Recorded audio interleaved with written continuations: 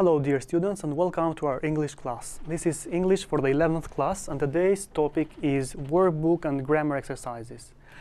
In this lesson we'll try to revise and practice vocabulary related to sports and ing forms or infinitives. We'll also try to guess and find the meaning of items related to sports, and also we are going to deal with word formation exercises. Let's start. We are starting with vocabulary. In this slide we have some columns on a table and some columns. In the first column we have people, the next sport, next place, and next equipment. We are going to put these words in the correct column. Let's take the words one by one. The first word is an umpire. We all said it's a kind of referee. Okay. Next is puck, which is an equipment we use to play hockey, ice hockey. Ice skating, you know, it's a sport. Pool is a place to go swimming.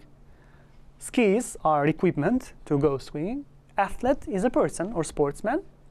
Rink is a place. Ice skating rink, we say, right? Boxer is a person, people.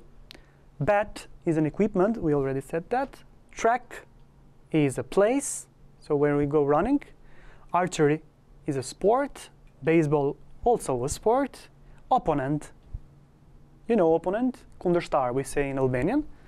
Martial arts, again sports, and javelin, an equipment to throw a javelin, a kind of spear. Okay, in this exercise we have some words: referee, defender, champion, coach, spectator. So complete the definitions with the words in the list. So these are the definitions of this word. The first one. In football, is a player who tries to stop the other team scoring by protecting the goal. By protecting the goal in football. And it's called the defender. We say mbroits in Albanian. Number two is someone who watches live sport. Watches live sport. Who watches live sport? A spectator watches live sport. Three. Is someone who has defeated all the other participants in a competition. It is a champion. Defeats all the other competitors. Number four, makes decision and enforces the rules of a game. Who makes decisions in a game? It's a referee. And the last one, coach is someone who helps people train to compete in a sport. Trainer, we say in Albania. Okay. In this exercise, we are going to divide the sports into water sports, air sports, and land sports. Let's take them one by one. The first one is skydiving, which is an air sport. Rafting, it's a water sport. Hang gliding, it's an air sport. You might not know the meaning of some of these words, but we'll deal later with them with pictures. Next word is horse riding, it's a land sport. Canoeing, it's a water sport, you know, to go canoeing. It's like going rafting. Sailing, you already know that, to go sailing. Abseiling, it's a kind of climbing. Check that later. Next is skiing, you know, water sport. Parachuting, air sport. Rowing is a water sport. Hiking is a land sport. Ballooning, it's an air sport. And snowboarding is a land sport. Now let's look at some very strange sports and try to match them with the pictures here. The first one is abseiling. This one is abseiling. Abseiling, a kind of climbing. Next is rowing. This one is rowing. The third one is ballooning. You can guess the meaning of ballooning. And the last one is hang gliding. Okay, in this exercise we have some idioms related to sport and we'll try to guess their meaning. The first one, the first sentence. Let's get the ball rolling with this project. We have delayed it enough. To get the ball rolling, meaning to begin, to start doing something. Number two, the team's players had a ball at the party last night. They had a ball. What is the meaning of they had a ball? They had a fun time. 3. Getting up early in the morning to train is a whole new ball game for me. A whole new ball game for me. Which means a totally different situation. So An N is missing here. 4, I've asked my brother to do his share of the housework, but he won't play the ball. He doesn't want to play the ball, so the meaning is to be cooperative. Number 5, you need to keep your eye on the ball. To keep your eye on the ball, meaning is to stay focused, to keep your eye on the ball. Number 6, I've already told you how I think you should handle the situation. Now the ball is in your court. The ball is in your court, which means the next step depends on you. In this exercise, we are going to deal with word formation. We are going to form different words. The first one, Jill exercised every day to build up her what? Strength.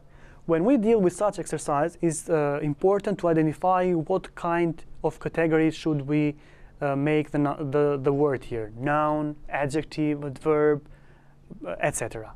In this case, from strong, an adjective, we formed a noun. Second, it was John's dream to play tennis professionally. We have the child, it is a noun. Again, we need a noun. It was John's what? Childhood dream. 3, he controlled the ball and he passed it to a teammate. We see that we have a verb here and we need an adverb because it's before the verb. He skillfully controlled. Number 4, to his great disappointment, he was disqualified from the race. He was, again, we need an adverb. He was unfairly, so with a negative meaning. Padrețești. Sentence number 5. Gilles had an X-ray that revealed he had a broken ankle bone. So we need from break an adjective from break as a verb to an adjective. Number 6. It's to eat snacks instead of a proper meal. So we have the noun health. We need an adjective. It's unhealthy to eat snacks instead of a proper meal. Number 7. Steve is a very person who never stops working. We have the noun energy and we need an adjective. He's a very energetic person. And the last one, Alison had to miss the finals because of an injury. Fortunately or unfortunately? We say unfortunately because he had to miss the finals.